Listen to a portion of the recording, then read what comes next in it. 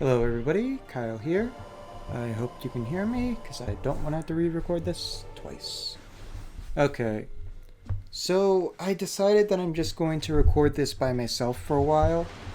I have not been able to get into touch with Jack for at least I think the last time was around the time I uploaded the last part. So yeah, the last time I remember asking him, he was busy and I haven't really heard from him at all since then. So I should probably stop tapping the desk. It's probably gonna mess up the mic. So, anyways, the Shadow Pirate. This one for some reason isn't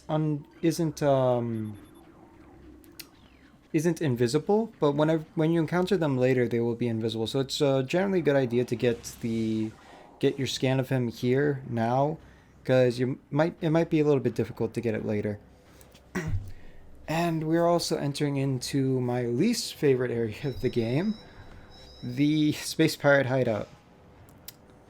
I don't really like this area. I don't really know what it is about it. I think it's more due to the second half where it's really dark. Um, but yeah, I'll get more into that. I got kind of like couple things to say about that, but I'll save it for when we get there or when there's a lull, because I know there's one coming up. The other reason, oh, I just remembered. The other reason why I dislike this area is scans are a bitch here. Like, everything looks like it could be a scan. And all it takes for you to just not look far enough to the right or look up enough, and you might miss a scan. It's really hard. There's several like rooms where there's just like a bunch of monitors all over the place, and they all have like flavor text and lore stuff that's interesting to read. But like it doesn't go to the logbook. Let's see what else. Oh yeah, also this part will be getting the thermal visor. Um, and I've already And given that I've kind of run out of things to talk about for the time being, I'm going to go. Oh, we're here. This is one of the rooms, and I'm gonna be like kind of stuck in this room for a little while, because I'm really paranoid about scans, and I'll be thinking of like one scan that's actually in that's in a couple of rooms from now. So until then, we just could dispatch the enemies, get the no, not an item. There's not an item here. Not one that we can get just yet. So like you see those orange displays. Also weird. Um, I was trying to like fire a missile and explode the container with the other guy like right next to it, so I get a bit of splash damage to kill them both, but it didn't pan out that way. Okay, and now we're at the lull. You see those orange screens? Well, in a couple rooms from now, there's going to be one that's a logbook scan. It's the only one like that, and it's just yeah. Like I don't like this area. I just don't like this area. It's so easy to miss scans, but anyways, by the time you get to this room, you should have 50% of the scans. If you don't, you miss something. Probably miss some things. But generally around this area is sort of like the midpoint of the game. Now then. Also, I hope the microphone quality is good. I actually went out and bought a new microphone, which apparently seems to be pretty good so far, at least according to people I've talked to on this thing when I'm using it. So that's all good. Though I do need to get like a pop filter plus like a larger stand for it to make it easier to like put it closer to my face. And also like again having a pop filter is helpful. But at the moment I haven't really gotten around to doing it. Anyways, the thing that I wanted to talk about, crap, what was it again? Oh, I actually came in some semi prepared for this. I was actually prepared to discuss something. It was about sequence breaking. In this game, in the NTSC version, the original release, there were a plethora of sequence breaks you can do, ranging from the dash jump, which I've used at the beginning of this Let's Play, And there's also the, let's see, um, there's also like bomb jumps, like you lay one bomb, let that explode, land on the ground, then lay a few more bombs, like almost like doing a triple bomb jump, but with a slightly different timing for the last bomb. And then you do another set of 3 bombs after that to like get over Flagger's Gate. I have like the footage lying around somewhere, so I might use it like at the end of this or something, just to show it off.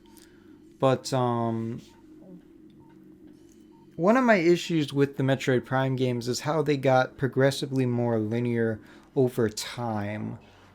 Um, like, like I've already talked, there was few sequence breaks in Metroid Prime One in the original release, but as more re-releases came out, they removed more and more stuff. Like they removed the ability to scan dash so that you couldn't do the dash jump as easier at the beginning to get the space jump boots first. And I can kind of understand why they do stuff like that. But oh yeah, also that guy kind of comes down. It's kind of I sort of understand why they do that, but at the same time it's just like I kind of feel like sequence breaking is in a way kind of a part of Metroid's identity. Like when you play the game the first time, you're going to be playing it slow. You're going to be playing it methodically, exploring around, trying to get item pickups, trying to just get a lay of your surroundings, find where you're supposed to go, etc., etc. But on future playthroughs, you're going to wind up probably it might have an effect on you to like explore around, but by the time you've done like a second or third or fourth playthrough, you've probably seen everything in the game. So sequence breaks, I think, are a good way to add replay value to these sorts of games. Just little tricks to either speed things up. Well, I guess not even just necessarily sequence breaks, just like advanced tech or like just like little glitches or little tricks here and there to help speed up the process or do something new or cooler. It's sort of similar to like with horror games, honestly, where in a lot of horror games, like especially in regards to Silent Hill and Resident Evil, they will the first playthrough you have to play it legitimately, like there's no way around it, really. But on future playthroughs, you can unlock like these bonuses that make the game easier or funnier, or like just adding a replay value, because you're not really going to be able to get the same effect the second or even third time because you know all the stuff's there. You're not going to be as scared because you know where you're going. You know what to do.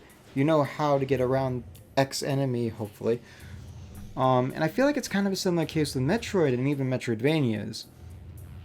So when they remove the ability to do these sort of cool tricks in later editions of the game, I can't help but feel like they're just kind of, it's in a way missing the point. Like I know that there's the argument going ever since like other where people were complaining about the lack of sequence breaking. That one of the arguments was, well, Metroid isn't about its sequence breaking; it's about the exploration. And yes, that's true to a degree.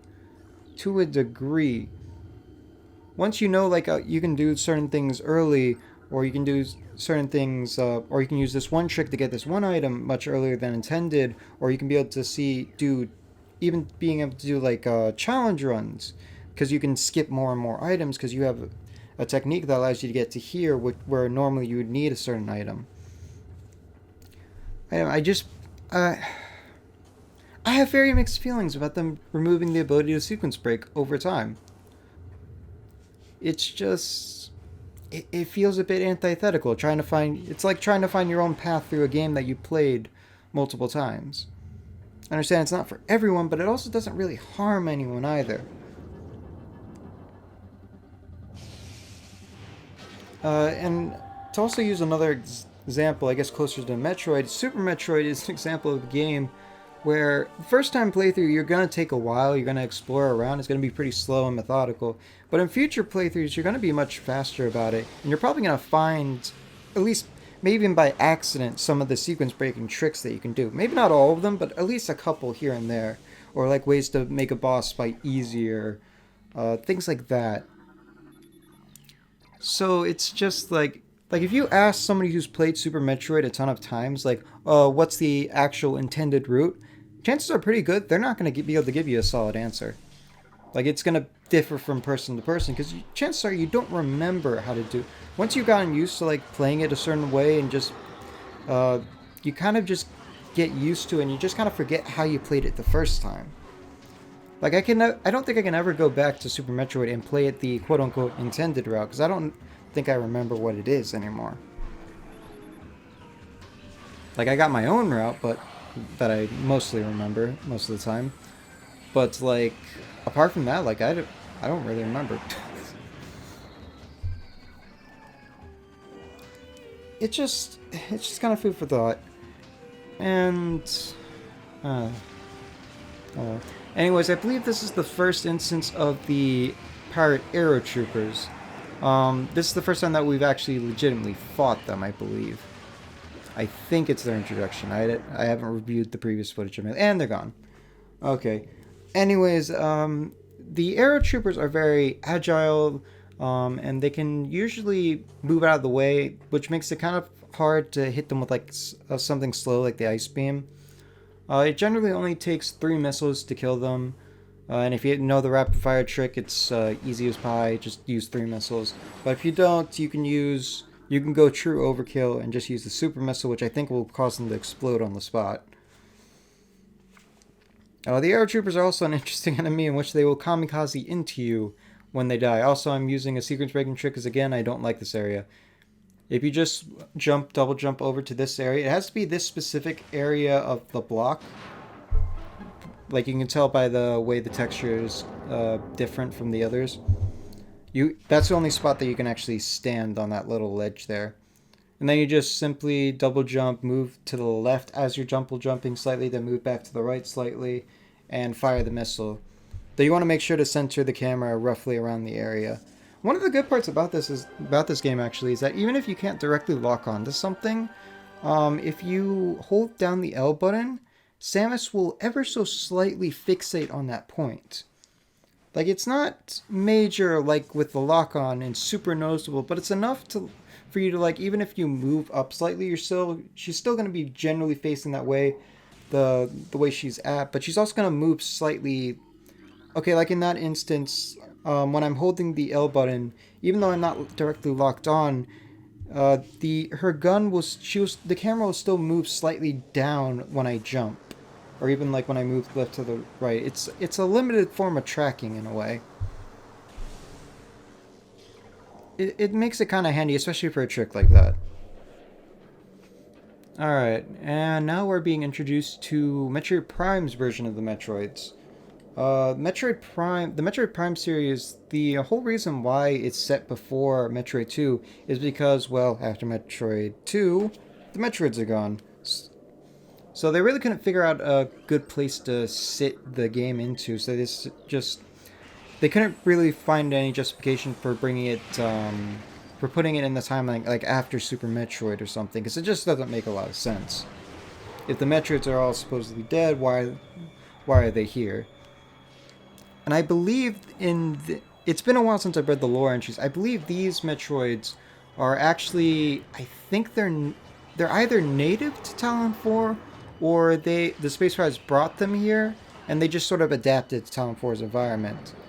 These Metroids are kind of different from the ones we encountered in Metroid 1, where I believe the justification in the scan log is that their exoskeleton, or whatever that gelatinous outer shell, whatever the hell you want to call it, is like more brittle, so Samus can actually use weapons on them and kill them. She doesn't need the ice beam, though the ice beam is very effective against them.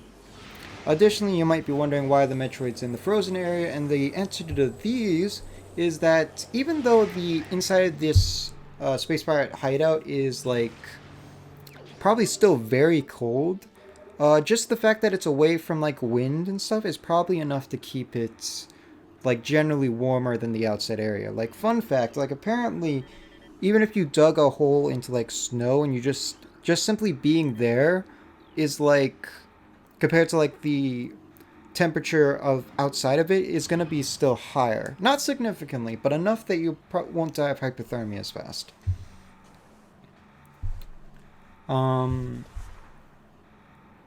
So yeah, and additionally, I think that also some scan logs indicate that the reason why they're keeping the Metroids here specifically is to help pacify them a bit. Not that it really matters because they seem to be able to break out of their vases whenever they want. So, oh well. Like if you go near any of these bases, like any of the bases, containers, I guess I'm not really sure what to call them. The glass containers that are holding the Metroids, they generally will break through them if you get too close after a little while. Additionally, the an interesting bit about the Metroid AI is that they will actually attack space pirates. They're not exclusively going to attack Samus. They're basically equal opportunists. They'll go for whoever's closest. And I think we're approaching the scan log I mentioned earlier where the orange ship, not there, that one. That one sucks. That scan log sucks to get because it's so easy to miss. And I shoot it to assert dominance. Anyways, so yeah, the Metroids can attack the space pirates, and it can make their. So I guess it could be like a sort of an element of strategy, just like shoot their capsules open. I guess. I don't know if that was a mistake to jump down or not. By shooting their capsules with the missile to release them, then they could be able to. When a space pirate's like right nearby, and then you can just like watch the show, I guess. Just have them take down one enemy, and it's also not too difficult to kill them. Like it pretty much just takes a single super missile shot, and they're dead. Though obviously the most optimal strategy is to use ice beam, and my dog's barking, probably because mom's home. I wonder if this microphone's picking it up. Anyways, we are going to be getting the thermal visor now as soon as we clear out the room and scan the, I guess, buttons. I've already scanned that one. After we get the thermal visor, for some reason the entire facility just goes dark. It just sort of shuts down. I'm not really sure what the correlation was. I find it a little bit concerning if the thermal visor is somehow a power source. Also, these you can see Metroids in the background in these containers. For some reason, they can't break out of these ones, at least not yet, but the bases they have in the rest of the base can. The space pirates are kind of dumb and very economical, I guess. Or I guess, rather, very cheap. Well, I guess it makes sense, given that their entire organization main base of operations was more or less. Well, I guess not exactly their main base of operations, because technically their main base of operations is the pirate homeworld, and that it doesn't get revealed until Metroid Prime 3. But Zebes, I guess, is an operation. Metroid lore is weird. Depending on who you ask, the mother brain is either a creation of the Chozo, or is a space pirate leader, or she took over the space pirates, or at least their operation. It's all very confusing. I do kind of wish that Sakamoto, Yoshio Sakamoto, I think was his name, would put a little bit more care into like the world building, given that Metroid is the more story heavy game, more story and lore based game franchise compared to like some of Nintendo's other stuff. Like I think even Zelda has like some better lore in some instances, though definitely not really consistent.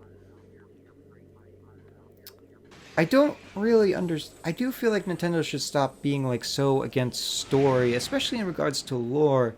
You don't really have to necessarily have a good story. You can just have good lore, and it can really add to the game and the presentation, especially one like this where it's already kind of like Metroid's already kind of like in a sort of niche in a sense. It's already like a little bit more adult than Nintendo's other stuff, I guess is the way to describe it.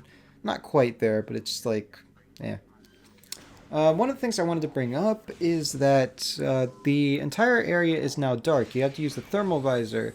Though this can also lead to some problems like where you can't really see machines, like in that instance. You can't really see machines very well, but you can see like enemies very well because they give off body heat. But machines don't. So it just it can kind of screw you over in some parts, and it's going to like later on. Once I get to like one room where I just get repeatedly mollywopped by a cannon that I can't see, and I have to actually shut off the visor in order to look where it's at. One of the things I want to bring up about the lighting on, there we go. The Metroids will attack whoever is closest to them. Anyways, let's see, what was I talking about? About the lighting, GameCube games, especially in the early days, seem to have like, seem to be almost like quasi-tech demos. Seem to be almost like quasi-tech demos. And how do I explain this? Like Luigi's Mansion, for instance, they seem to be like playing a lot. Like early GameCube games seem to be playing a lot with the lightings. Just I guess to just show off. Look at what we can do now. We can have an actual lighting engine that looks good.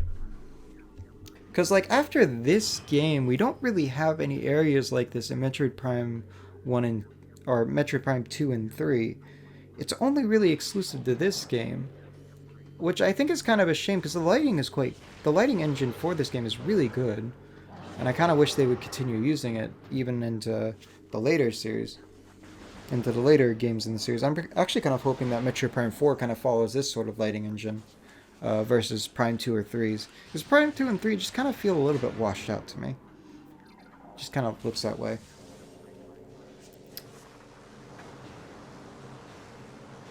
And I mean, I guess they still do sort of have elements of that lighting, but it's not nearly as pronounced as it is here.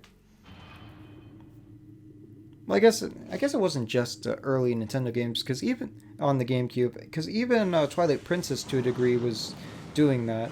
Though I guess that's more of late GameCube, early Wii. I guess they sort of got out of the habit at that point.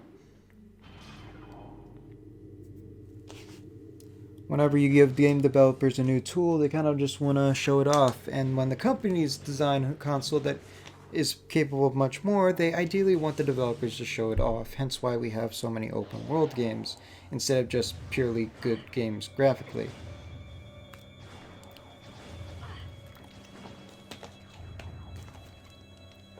Because the big thing that people pushed were the graphics in the 7th generation and in the 8th generation and probably in the 9th generation. They're going to be trying to push for bigger worlds. Look at what we can do now. Look at how much detail we can have. I don't know if that's really... I am curious to see what's going to be the trend for the next generation of consoles. Like, not including the Switch, this is sort of just doing its own thing, but... yeah, I'm curious to see what the PS5 and Xbox, whatever it's going to be called, is going to do. And this is probably one of the most glitchiest runs of of Metroid Prime that I think I've ever had, like ever. And I'm actually kind of glad that I recorded it, because this Metroid, for some reason, its pathfinding AI just completely shits the bed. Like it's just. It's not doing anything, and I've never seen a Metroid act like this before. It's like it can't tell people that there are things around it for some reason. Like even the space pirate passes right by it and it just ignores it. And it's also ignoring Samus. I've never seen this happen before. I don't know if this might have something to do with my copy of the game, which is a ISO that I ripped from a friend's copy. But yeah, I'm just staring in awe at this because I've never seen this before. Also, 3 missiles to take out Shadow Troopers. Also, the only way to see Shadow Troopers, I believe, is to just use Thermal Visor. I don't think you can even see them with the X-Ray Visor, though I'm not sure on that. I usually just stick to Thermal. And these enemies aren't really around enough for me to really develop like advanced strategies for. I do believe, though, it does mess with your tracking, though. Like, your missiles will not home into them, unfortunately. They'll just go straight and possibly fly right by them. I don't know why I think I changed the Morph Ball because I heard the Metroid about to attack, so I assumed it was going to hit me. So I just preemptively went into Morph Ball. expecting to just use bombs or something. And this Metroid, yeah, it kind of like very briefly like it's just spazzing out a bit. This is definitely the most glitchiest run of the game. Okay, that was a weird pause. I actually reviewed this footage and I don't remember seeing that, so that's kind of odd. Anyways, moving onwards, we're almost done. And unfortunately, I've kind of used up like half my missiles, so in between parts, I'm going to be grinding missiles. Yeah, I've used up too many. I'm going to need them for the upcoming boss fight. But that will be for next part. Anyways, I hope you all enjoyed, and hopefully it doesn't take me a year to upload to upload a new part. Though we're not quite done yet. I'm just trying to get as many missiles. No, I'll just save. I'll save it for the next part. Next part's a boss fight.